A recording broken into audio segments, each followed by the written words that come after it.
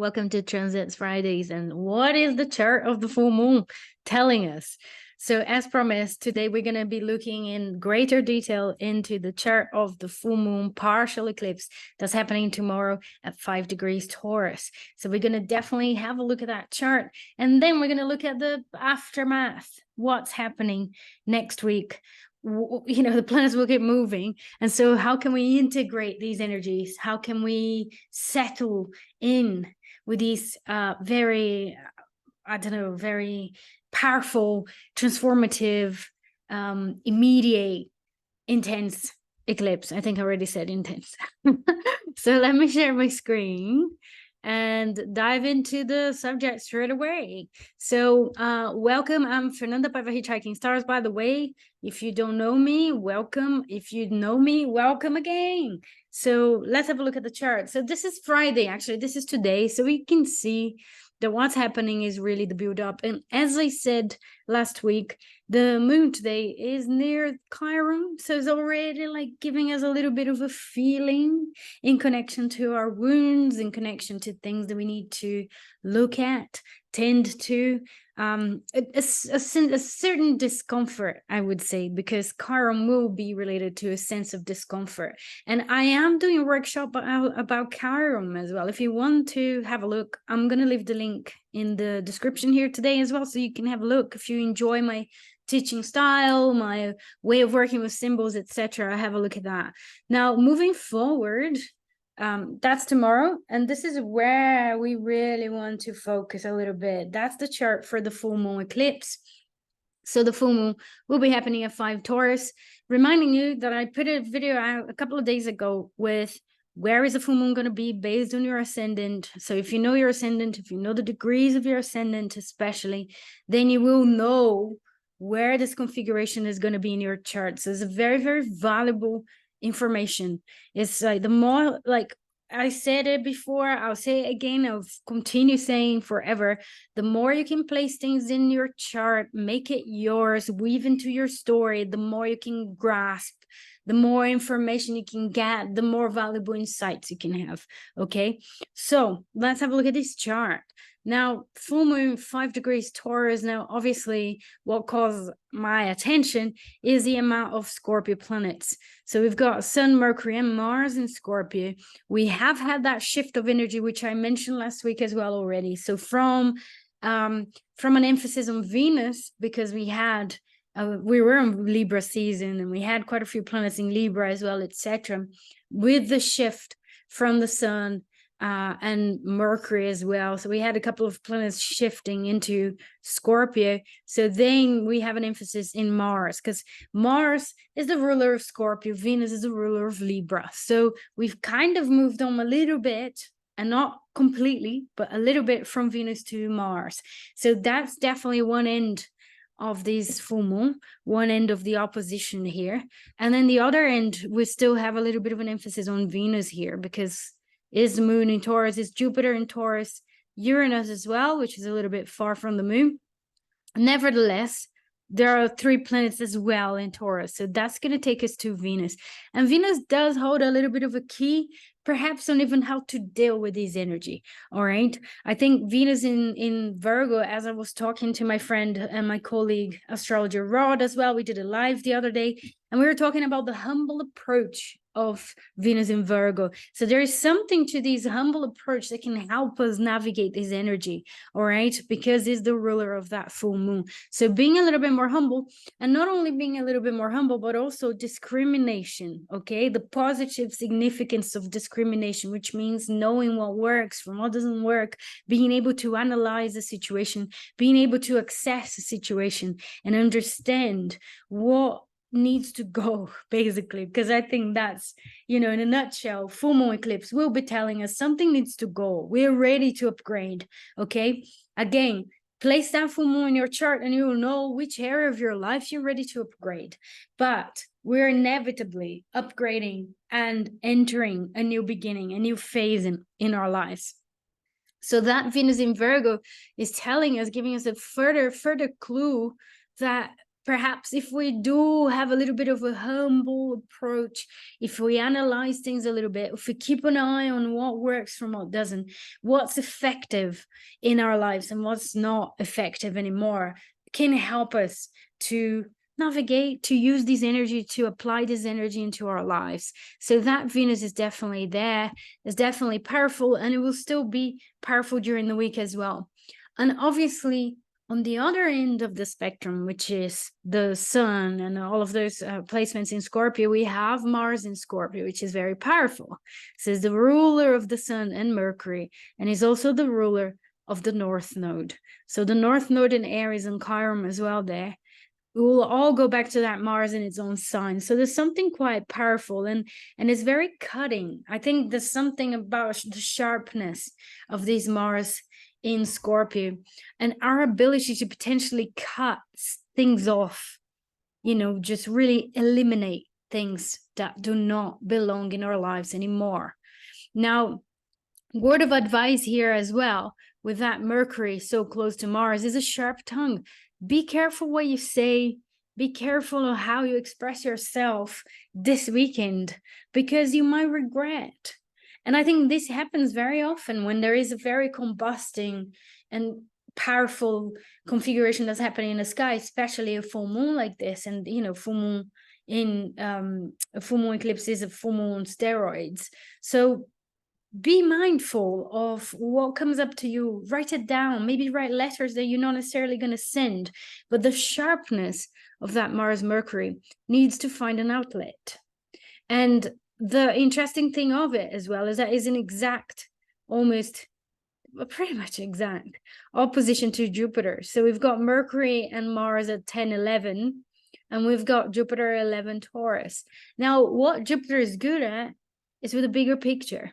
So if you can see the bigger picture, apply the frustration, the negativity that might be coming up to you, the negative thoughts or the sharpness that you might be able to tap into during this weekend, apply it to the bigger picture.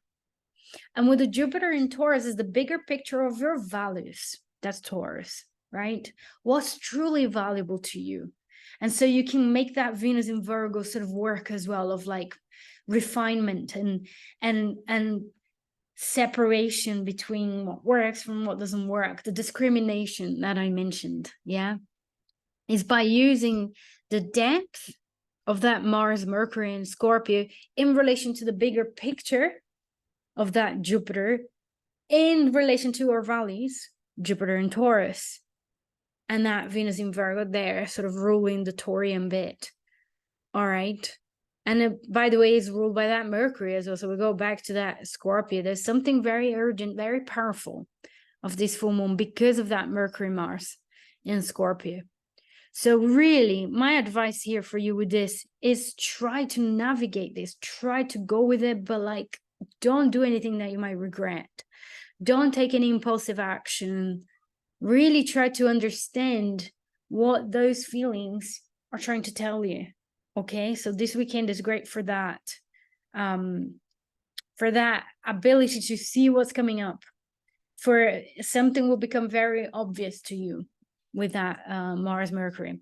And obviously, if you have anything around those degrees of the fixed signs, then this is going to be more powerful to you.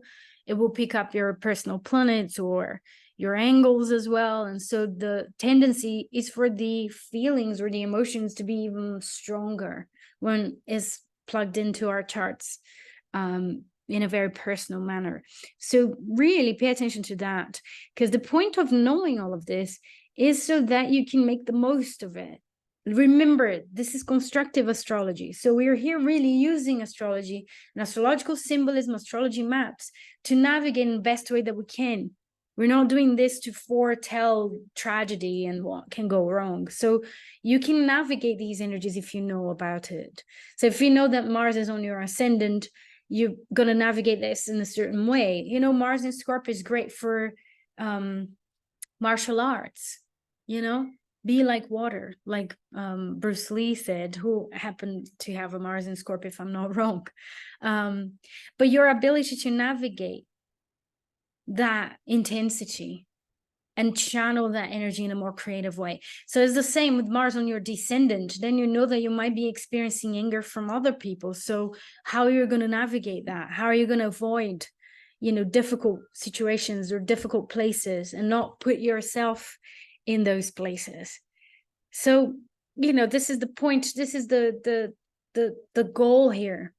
All right. So this is the goal of this work with astrology. So for me, those are like the main aspects that will be happening. Now, right after the full moon, we're going to have that Venus in trine to Uranus. And this is very interesting as well, because Venus formed a few squares to Uranus during its retrogradation. So when Venus was retrograding Leo, we had a few squares to Uranus about 3 times.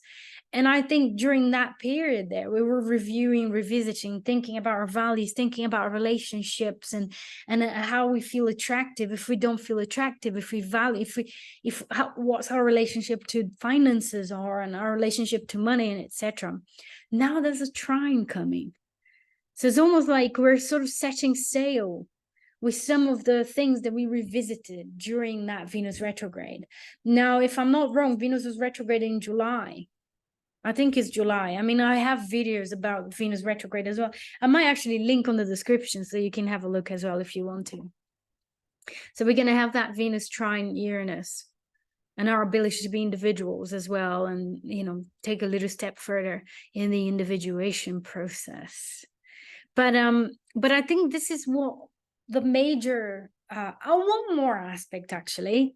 One more thing that I'm looking at is Saturn, obviously. We've got that Saturn retrograde at 0 Pisces and is in trine to the sun and in sextile to the moon. So one of the closest aspects that we have with this full moon is the trine to Saturn and the sextile. So sextile to the moon, trine to the sun. Now, what that tells me is that this release of energy can be for the long haul. Saturn always gives a sense of a long haul, something that we can sustain, something that we can keep doing, something that can be for good. It's not just a temporary thing.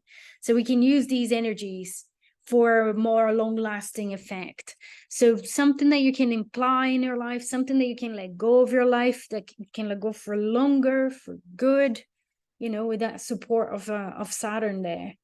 But honestly, I mean, I think about emotional maturity when I think about trines in water from Saturn as well. More maturity in our spiritual beliefs or spiritual values and how we practice as well. There is something there that Saturn represents a long-lasting effect. All right. So this is it. This is what I really wanted to share with you about this full moon eclipse chart. Now I'm going to run a little bit what's going on in the week as well, how we're going to be integrating these energies as well, just to have a look. It isn't really there isn't really a lot going on. So this is Sunday. The interesting bit is that the moon will keep moving and we'll trine that Venus. So right after the full moon or the day after, we're going to have a dialogue between that moon and Venus. Remember how I was mentioning Venus and the idea of being a bit more humble, a little bit more grounded. So it's bringing a little bit these energy of groundedness here. All right. The interesting thing as well, like I keep saying interesting. I love this word. It's one of my favorite words and I just say it all the time. I'm going to find other words to use it. I keep saying that. I've done that before. Anyhow, one thing that's repeated in these configurations for this week is the search for security. I think we're going to be more security driven this weekend with these energies because we have an emphasis in earth and water. I mean, that's basically where all of the planets are. We do have Chiron in Aries and the North Node as well, but this is it really. We've got, water. We've got Pluto in Capricorn, Saturn, Neptune in Pisces. We've got those 3 in Earth. We've got Venus in Earth. It's a lot about security, be it material security or emotional security. So I think there's a little bit of that as well with this full moon eclipse, with this week, that's where we're going to be focused. a little bit more. And that's the area where we can achieve greater understanding as well, or we can get more advancements, advance a little bit in these areas as well. And I think the trine from the moon, so the moon is activating that trine to Uranus, which you eventually, could be considered a grand trine as well at some point once, Venus get a little closer to Pluto as well. So for me, it is about values, being more grounded about your values, being more aware of your values, etc. So that's definitely there too. And this is going to be on Sunday. So it's going to be a repetition of that importance of that Venus, all right, in Virgo. Now, the second thing that I want to mention, so we get Moon moving to Gemini on Monday, blah, blah, blah, but that's not really what I want to call attention for. What I want to call your attention is, here we are on Thursday. So Thursday, the 2nd of November, and Friday, the 3rd as well. The sun is going to be on the degree of where Mars and Mercury was when we had the full moon. And I always find interesting, here I come with interesting. I always find thought-provoking, or, it always calls my attention when that happens, because we can get some more meaning. We can understand a little bit further what was going on. So the sun will be in opposition to Jupiter, and will be on that degree of that Mercury and Mars. So it might be illuminating the question a little bit further. We might have a little bit more clarity because that's what the sun brings as well. Something about what happened during the full moon, that Mars Mercury, we might be, more clear about the words we said, or what other people are telling us, or, there's something that we might gather more information about, or it might be a development of, there's something that will be in connection to that placement, excuse me. Friday the 3rd. So we got the sun at 11, so that's the degree that Mars was. But what's interesting as well is Moon opposite Pluto and Venus opposite Neptune here as well. So on Friday, that's going to be some potential intensity here as well, like connected to our emotions. But again, is a fleeting influence because it's fast moving. The moon is moving quite quick and etc. But it might have something to do with the decisions we make now, with the way we manage this full moon eclipse tomorrow. So remember, next week will be a bit of a consequence from what we do tomorrow. So the best thing for you really is to be as aware as you can, as conscious as you can. Sit with the discomfort, sit with the situation, try to really navigate in the best way that you can find.